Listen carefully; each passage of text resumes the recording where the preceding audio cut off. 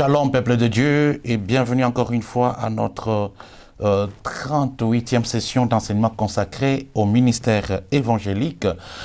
Nous avons, n'est-ce pas, dit que normalement la qualité, n'est-ce pas, chrétienne repose sur la qualité de l'évangélisation. Lorsque l'évangélisation a été bien menée, nous aurons, n'est-ce pas, des fidèles de qualité. Mais dans la plupart des cas, nous voyons que ceci n'est pas souvent la réalité sur terrain, parce que en réalité, il y a de nouvelles églises qui sont fondées, n'est-ce pas, sur, n'est-ce pas, les défections d'autres églises. Et c'est souvent le cas à travers le monde. Lorsque une église, n'est-ce pas, fait naufrage, je veux dire, se disloque, il y a création d'autres églises. Dans tous les cas, Christ reste prêché, c'est vrai, il n'y a pas de problème, mais en réalité, il ne devrait pas en être ainsi. C'est ainsi que nous avons voulu, au travers de cet enseignement, n'est-ce pas, donner une série d'enseignements qui puissent encore une fois nous remettre sur le rail pour, n'est-ce pas, pouvoir évangéliser selon, n'est-ce pas, les directives, n'est-ce pas, que le Saint-Esprit nous donne au travers de sa parole, pour avoir, n'est-ce pas, des chrétiens de qualité. Autrement, on va avoir des problèmes, on restera avec, n'est-ce pas, une série de rebelles, et les rebelles vont se rebeller, et à leur tour, ils vont vivre la rébellion des autres, ainsi de suite. Il y a des ramifications des rébellions à des degrés différents. Alors, nous étions, n'est-ce pas, sur les cellules, n'est-ce pas, d'évangélisation et leur rapport, n'est-ce pas, dans la croissance de l'Église. Et donc, un des moyens permettant de réaliser, n'est-ce pas, l'évangélisation dans les églises, c'est la mise en place des cellules d'évangélisation. Cette pratique qui a existé depuis, n'est-ce pas, l'époque, n'est-ce pas, des apôtres, parce qu'il nous est dit dans la Bible qu'il y avait des prières dans des maisons. C'est vraiment la pratique qui a beaucoup inspiré les apôtres, parce que, je rappelle bien, ils vivaient comme une famille. La prière ne se limitait pas seulement au niveau groupal, je veux dire au niveau, n'est-ce pas, communautaire dans une église, mais ils pouvaient aussi prier, n'est-ce pas, dans la famille. Gloire à Dieu, dans certains coins, n'est-ce pas, du monde, il y a des familles, n'est-ce pas, qui prient ensemble avant de dormir chaque soir. C'est bien inspirant, bien, mais ce n'est pas ça vraiment une cellule de prière, parce qu'une cellule de prière, ce n'est pas seulement les membres d'une seule maison, d'une même famille, mais ce sont des groupes restreints, n'est-ce pas, des personnes assez cosmopolites, mais qui s'assemblent autour qui sont issus d'un même quartier, n'est-ce pas, donc qui s'assemblent pour pouvoir prier ensemble. Je rappelle que la Bible dit que là où 2 ou 3 personnes sont réunies à mon nom, c'est Christ qui dit « Je suis parmi eux ». C'est très important, et donc là, il y a une base, n'est-ce pas, d'une cellule de prière. Et dans le monde évangélique, nous savons très bien que le docteur Paul Yonggi Cho a beaucoup, n'est-ce pas, utilisé ce mot. Il a beaucoup employé les cellules de prière et il a vu sur son église, sa communauté croître de façon exponentielle. Et beaucoup d'églises s'en sont inspirées davantage depuis pour pouvoir mettre, n'est-ce pas, sur pied les cellules d'évangélisation. Mais quelles sont les cellules, n'est-ce pas, d'évangélisation? Qu'est-ce qui les distingue des autres petits groupes en église? Comment les mettre en place, n'est-ce pas? Donc, nous allons répondre à ces questions, n'est-ce pas, au travers, n'est-ce pas, de quelques principes que nous allons émettre tout de suite. Alors, premièrement, il faut comprendre c'est quoi une cellule d'évangélisation. Quel est le quorum pour qu'on puisse parler, n'est-ce pas, des cellules d'évangélisation. Parce que là aussi, ça doit être bien géré. Une cellule d'évangélisation est à distinguer, n'est-ce pas, d'une église. Évidemment, ça dépend d'une communauté à une autre. Alors, ceci n'est pas tellement, c'est pas standard, mais une cellule d'évangélisation est un groupe de 2 à 15 personnes dont le but est d'amener les personnes à accepter Jésus comme sauveur et Seigneur et à se faire baptiser. Donc le but, n'est-ce pas, des groupes, n'est-ce pas, des groupes cellules, c'est d'amener d'autres personnes, n'est-ce pas, à adhérer à Christ. En fait, c'est une façon, n'est-ce pas, d'avoir de l'influence dans son milieu. C'est une façon, n'est-ce pas, d'influencer les gens de votre parcelle, les gens de votre concession, les gens de votre quartier qui viennent prier et par là aussi, ils peuvent accepter Jésus-Christ. Mais là, il faut relativiser. Est-ce que lorsque quelqu'un accepte Jésus comme Seigneur et Sauveur et se fait baptiser, c'est pour autant qu'un groupe cellule doit disparaître? Non. Pourquoi? Parce qu'il faudra davantage affermir la personne. Ça devient un endroit où on met ensemble, n'est-ce pas, nos intentions de prière, on prie pour les uns pour les autres. À bien d'égards, la Bible nous demande, n'est-ce pas, de prier les uns pour les autres. Et il n'y aura pas un temps où la Bible nous dira d'arrêter de prier. Parce que déjà, 1 Thessaloniciens chapitre 5, n'est-ce pas, verset 17, la Bible nous dit, priez sans cesse. Et lorsque nous prions, n'est-ce pas, en associant nos forces, en tout cas, Dieu est bien présent. Donc, il n'existe pas, n'est-ce pas, pour, je vais dire bien, la cellule n'existe pas pour elle-même, mais spécifiquement, c'est pour annoncer l'évangile. Et encore une fois, il n'y a pas un temps fixé où l'évangile va s'arrêter, où on ne va plus prêcher la parole de Dieu. La Bible dit même après que le Saint-Esprit soit venu prendre l'Église, il y aura, n'est-ce pas, d'autres évangélistes qui vont venir, mais ils vont le faire sans la présence du Saint-Esprit.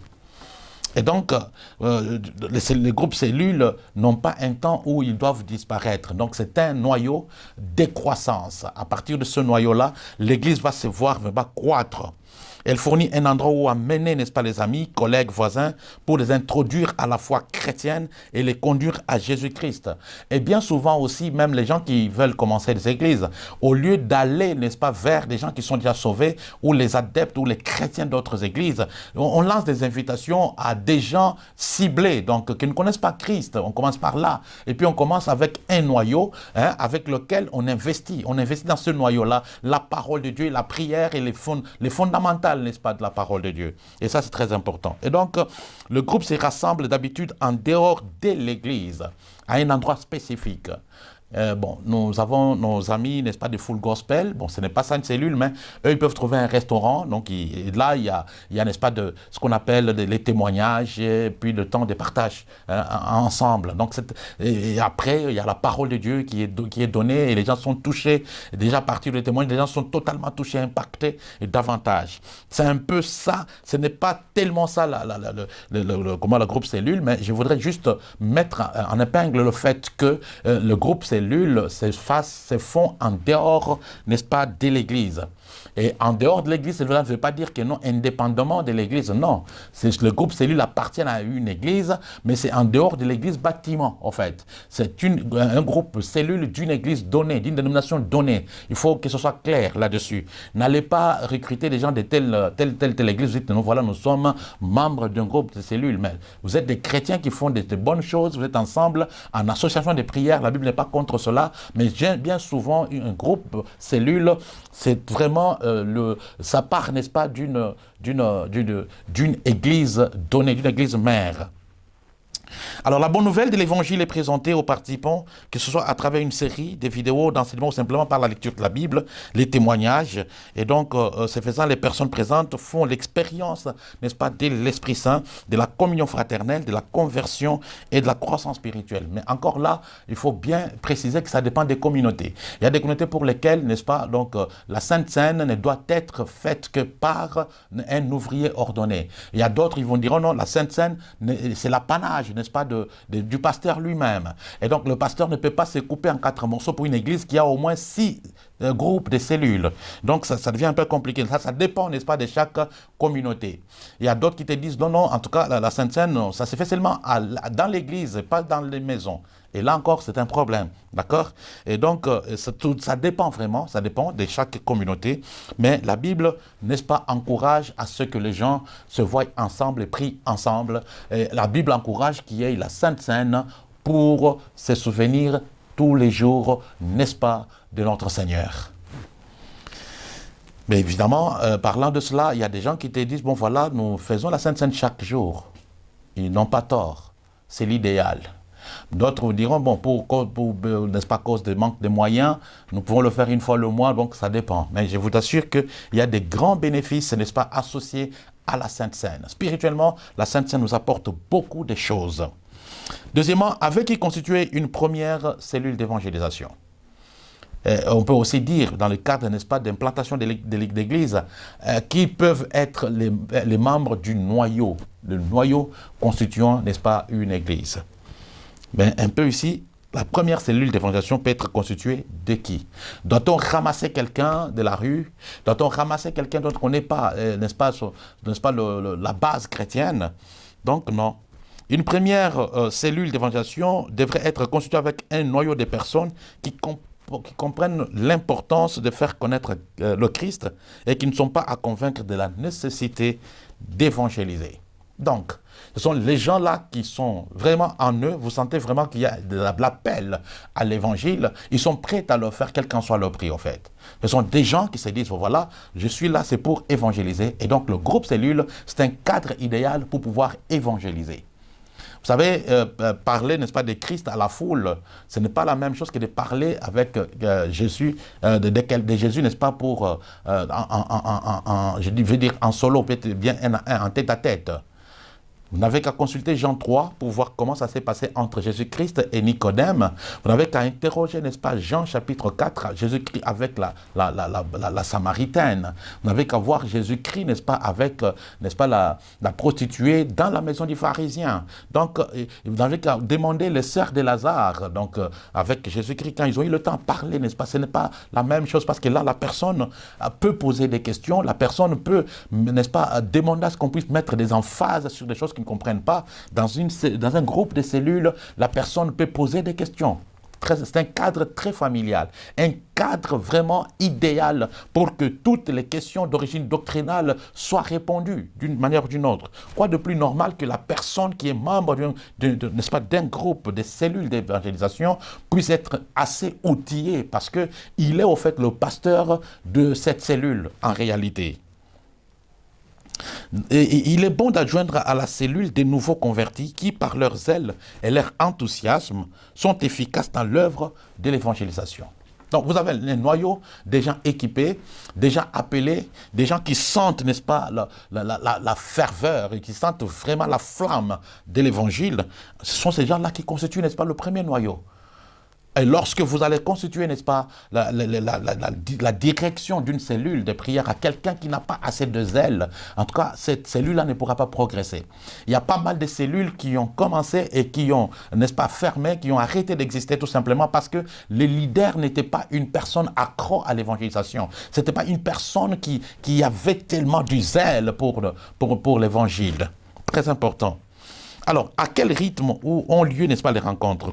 Comment est-ce qu'ils doivent se rencontrer? Bon, écoutez, avec notre monde moderne où les gens doivent travailler, donc il ne faut pas en faire assez trop. Donc, avoir des rencontres, n'est-ce pas, 2 fois dans la semaine, c'est un peu trop exagéré. C'est vraiment 1 fois dans la semaine, en tout cas, ça va. 1 fois dans la semaine, on se rencontre, on prie pour les intentions des prières, on essaie un peu d'enseigner la parole de Dieu, hein, essaie un peu de changer des expériences, et changer, n'est-ce pas, donc certaines expériences, ça sera une très très bonne chose. Mais 2 fois par semaine, c'est trop selon moi, mais libre à ceux qui peuvent le faire. Mais n'oubliez pas que la Bible nous demande de travailler et de prier aussi. Même si vous êtes appelé à temps plein, c'est vous qui êtes appelé à temps plein et pas tous les membres, n'est-ce pas, de la cellule. Et donc, c'est très important. Sagesse oblige de rendre à César ce qui est à César, à Dieu ce qui est à Dieu. À votre patron ce qui lui est dû, à votre pasteur ce qui lui est dû aussi.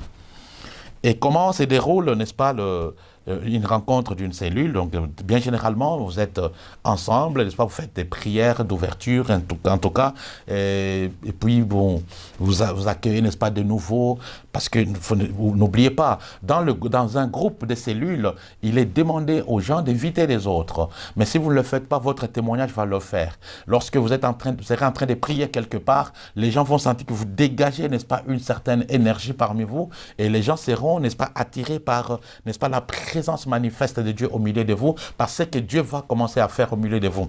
Mais c'est aussi bien aussi d'inviter certaines personnes. Et c'est mieux qu'un groupe puisse avoir le temps d'accueillir, n'est-ce pas, de nouveau. Et les premières impressions sont très importantes. Donc, il faut voir comment vous accueillez les nouveaux. Il faut leur montrer de l'amour, parce qu'une personne mal accueillie ne pourra plus revenir. Très important. Et donc, il faut faire, n'est-ce pas, la prière d'ouverture, n'est-ce pas, et puis essayer un peu de partager la vision, n'est-ce pas, du groupe, et la sous-vision, n'est-ce pas, pas, de votre groupe cellule. Qu'est-ce que vous visez? Quels sont vos objectifs spécifiques? Il faut partager cela. Alors, partager le contenu, n'est-ce pas, du message. Et bien souvent, les gens reviennent sur le message qui avait été prêché le dimanche. Ils essaient un peu de creuser encore davantage. Ils essaient un peu de se voir par rapport à ce message et ils posent un acte pour qu'ils soient, n'est-ce pas, impactés, n'est-ce pas, par le message. Et à ce moment-là, ils vont, n'est-ce pas, se partager les intentions des prières et chacun va dire donc pourquoi on doit prier pour lui. Et à ce moment-là, en association des prières, les gens se mettent, n'est-ce pas, à prier les uns pour les autres. Et si au besoin, prière d'imposition de main, c'est aussi possible. Il faut le faire parce que là, c'est aussi l'un des moyens par lesquels nous pouvons aussi impacter. Et ils peuvent aussi faire des petites discussions en groupe, n'est-ce pas, des petites réflexions et puis prier pour le département. Donc ça, c'est exactement comment un groupe cellule fonctionne. Mais ceci n'est pas la Bible, oui. Il y en a qui peuvent commencer par telle étape, il y en a qui peuvent trouver que oui, pour les besoins de la cause, ils peuvent, n'est-ce pas, insérer une autre étape. Moi, je me rappelle, j'avais dirigé aussi une cellule quelque part dans l'église où j'étais membre, et on avait, n'est-ce pas, la culture, n'est-ce pas, de partager la nourriture, par exemple, à la fin. Mais le problème, c'est que il ne faut pas que les gens se sentent tellement obligés de le faire. Mais c'était une culture qui était là et qu'à chaque fois qu'on avait cellule, parce qu'on avait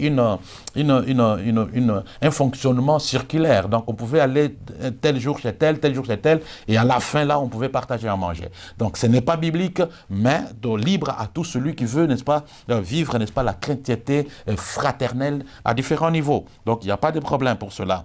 Alors, que font les membres, n'est-ce pas, des groupes cellules entre les rencontres? Donc, entre les rencontres, que font les membres? Donc, c'est-à-dire entre la rencontre de cette semaine et l'autre semaine, qu'est-ce que les membres font? Ils peuvent se rencontrer, ils peuvent avoir un groupe, n'est-ce pas, un groupe WhatsApp, où en cas de besoin, s'il y a quelqu'un qui est attaqué, n'est-ce pas, et besoin de prières, ils peuvent prier ensemble. Ils ne doivent pas seulement attendre qu'il y ait le jour, n'est-ce pas, d'arriver le jour de la cellule, non. Donc, ils doivent avoir un temps, de moment de se rencontrer, de nouer, n'est-ce pas, des liens d'amitié au travers desquels ils peuvent se rencontrer d'autres jours. En fait, vous allez voir que l'important du groupe cellule, ce n'est pas de se voir, mais c'est de tisser des liens, n'est-ce pas, les plus étroits possibles, n'est-ce pas, dans le Seigneur. Les chrétiens qui sont dans la cellule pour évangéliser s'engagent à lire la parole de Dieu tous les jours et ils prient pour les personnes qui sont dans la cellule. Ils prient aussi pour 2 ou 3 personnes qui ne sont pas encore dans la cellule, mais qu'ils souhaitaient bien inviter. Il faut prier aussi pour ces gens-là entre les 2 cellules. C'est très important, mes amis. Donc, ils font des efforts pour créer de nouveaux liens d'amitié, rendre service, donner leur témoignage, inviter des personnes nouvelles dans la cellule. Des personnes qui sont dans la cellule pour découvrir la foi chrétienne sont encouragées à prier tous les jours et à se procurer une Bible à lire quotidiennement. Par exemple, lorsque vous avez un nouveau membre dans la cellule qui se trouve en même temps être nouveau membre de l'Église par ricochet et que vous remarquez que ce membre n'a pas eu de Bible, par exemple. Alors, par des liens qui se seraient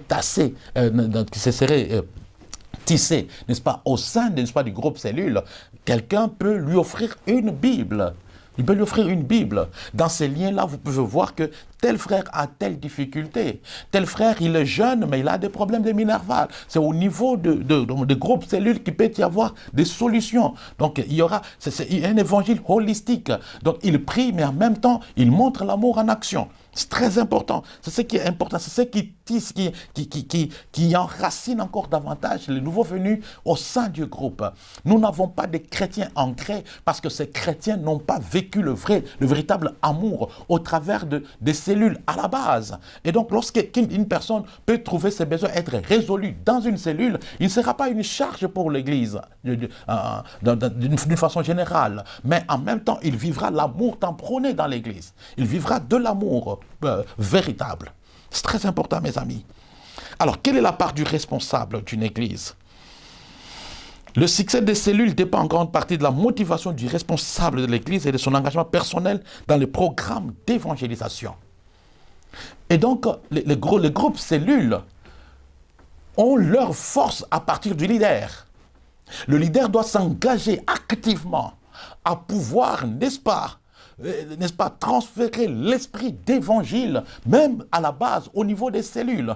Le responsable doit aussi être membre d'un groupe cellule, ou bien il peut visiter les groupes, n'est-ce pas, cellules. de temps en temps pour voir qu'est-ce qui se passe. Est-ce que la vision à la base est respectée ou pas? Et dans le courage qu'il a, le zèle qu'il a pour impulser, n'est-ce pas, le dynamisme de l'évangile, n'est-ce pas, dans le chef des dirigeants des cellules, ça va faire que les dirigeants vont être boutés davantage et ils auront la force d'aller de l'avant dans leur mission de pouvoir servir Dieu au travers des cellules.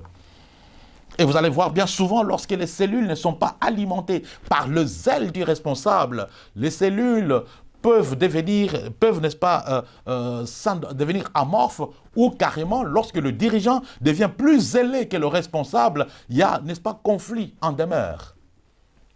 Il y aura conflit en demeure. Et bien souvent, le numéro 1 va se dire, ah, ce monsieur avait créé une église là-bas, il va commencer, n'est-ce pas, à détruire, n'est-ce pas, la cellule. Non, pas du tout. Pas du tout. Il en va de soi, lorsqu'on va parler, n'est-ce pas, on a parlé du nombre que normalement la cellule doit être composée de 2 à 15 personnes. Lorsque vous avez une cellule, 25 personnes déjà c'est une église. Quelqu'un peut commencer une église avec 25 personnes. Je vous rappelle qu'ils étaient à 12 les apôtres. Mais déjà avec 25 personnes, quelqu'un peut commencer une église.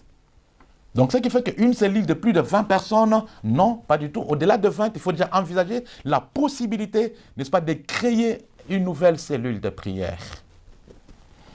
En fait, en réalité, c'est dans les cellules de prière que nous avons l'opportunité, n'est-ce pas, de découvrir les dirigeants, les vrais leaders. Et en même temps, ils ont l'opportunité, n'est-ce pas, d'exercer les dons que Dieu a mis en eux. C'est très important, mes amis. Alors, c'est le dirigeant qui encourage tous les membres, n'est-ce pas, à former des cellules, à participer à la formation des personnes, n'est-ce pas, intéressées dans les cellules. Il ne devrait pas voir les cellules comme des groupes parmi d'autres, mais comme une façon de transformer toute l'Église en une communauté évangélisatrice. Très important. Lorsque toute une église locale, n'est-ce pas, lorsque les membres d'une église locale sont membres en même temps des cellules, ça fait de cette église-là une église, n'est-ce pas, des évangélistes. Et là, toute l'église est en train, n'est-ce pas, d'accomplir la grande commission, de faire de toutes les nations des disciples. C'est très important. En fait, le programme, n'est-ce pas, d'évangélisation par les cellules de maison devrait être le programme principal de l'Église. L'évangile, ce n'est pas seulement le dimanche matin. Comme j'aime dire que ne faut pas être un Freddy. Frère, ça veut dire frère de dimanche. Évitons d'être des Freddy. Évitons d'être, n'est-ce pas, des frères de dimanche. Et que les responsables d'église doivent amener les membres de l'église à vivre Christ chaque jour, à servir Christ chaque jour, à évangéliser chaque jour. Faire de toute l'église des évangélistes à travers le groupe cellule et à démontrer l'amour de Dieu parmi eux. Voilà la mission à laquelle on a été appelé. L'église ne s'arrête pas à être membre d'une chorale et tout le temps on est à l'église en train de chanter, préparer les chansons sans avoir entendu la parole de Dieu, sans avoir entendu le témoignage de l'autre, sans avoir suivi l'expérience qu'a vécu l'autre pour être boosté dans sa foi. On a un sérieux problème. Et donc les groupes cellules sont une base absolument indispensable pour rendre les membres de toute une église des vrais évangélistes. Je sais que pendant que je suis en train de parler, il y a certains qui se retrouvent. C'est très important. À l'image de Christ et de ses apôtres, il travaille avec des personnes qui n'ont pas forcément de formation théologique et qui n'ont pas encore toutes, n'est-ce pas, les qualités humaines pour accomplir leurs tâches. Il félicite publiquement les animateurs et animatrices pour leurs efforts. Et donc, vous aurez à votre disposition des personnes qui n'ont pas assez de formation théologique. Mais il faudra savoir les encourager en tant que leaders, les encourager davantage à travailler pour Dieu, utiliser le zèle qu'ils ont, l'amour qu'ils ont pour la parole de Dieu. Et en ce moment-là, ça va les servir énormément, n'est-ce pas, dans les groupes cellules. Très important, mes amis. Et vous allez comprendre que ce processus, je rappelle, vise à avoir des fidèles de qualité et à éviter des mercenaires, à éviter des troubles faits. Lorsque quelqu'un a été formé au départ, il a suivi des classes de fondation, il devient membre d'un groupe, cellule, au sein desquels il partage l'expérience avec les autres, il acquiert l'expérience des autres aussi, il apprend la parole de Dieu, il apprend à enseigner la parole, il apprend à prier, il apprend à témoigner de Christ à d'autres personnes, il apprend, n'est-ce pas, à évangéliser, quelle que soit la méthode. À ce moment-là, la personne vit effectivement pour Christ. Est-ce que dans notre église, nous avons des gens qui vivent pour Christ? Où nous avons transformé les membres à notre disposition en non fanatiques, mais sans aucune base chrétienne. Comment devenir un animateur de cellules? Il est recommandé qu'avant de devenir responsable des cellules, une personne ait déjà participé à la vie d'une cellule. Ce qui n'est évidemment pas le cas lorsque c'est une cellule qui commence pour la première fois. Donc on va commencer avec un ancien de l'Église qui connaît déjà comment l'Église fonctionne. Les responsables des différentes cellules bénéficieront, n'est-ce pas, des rencontres régulières pour partager l'expérience et apprendre les uns des autres, comme une sorte de rencontre des rapports. Hein? Rencontre des rapports, qu'est-ce qui se passe chez vous, qu'est-ce qui se passe? Je me rappelle à l'époque, j'étais membre, n'est-ce pas, j'étais parmi le leader, n'est-ce pas, d'un groupe cellule. Et puis bon, là, il y avait beaucoup de choses qui s'y passaient. Nous bénissons l'Éternel parce que c'était encore plus fort, parce que on s'est réunissait chaque lundi, mais dimanche soir, des gens ont rêvé de ce qui va se passer dans la cellule après avoir été nourris à l'église le dimanche. C'était formidable. Merci de nous avoir suivis encore une fois avec une attention particulière ce soir. Je suis en train de dire merci, n'est-ce pas, à Héritage TV et merci, n'est-ce pas, à Prix de Gospel Burundi. Parce que grâce à leur partenariat, nous avons cette fenêtre de pouvoir, n'est-ce pas, vous apercevoir davantage de loin au travers, n'est-ce pas, de ces enseignements qui, j'espère bien, est en train de vous faire du bien. J'aime souvent dire que, quoi que vous fassiez, n'oubliez pas que Jésus-Christ revient bientôt. Il revient pour prendre son Église. Prenons du temps de témoigner de Christ aux pécheurs et leur dire que Jésus-Christ est la seule, est le chemin, la vérité et la vie. Que Dieu vous bénisse. Amen.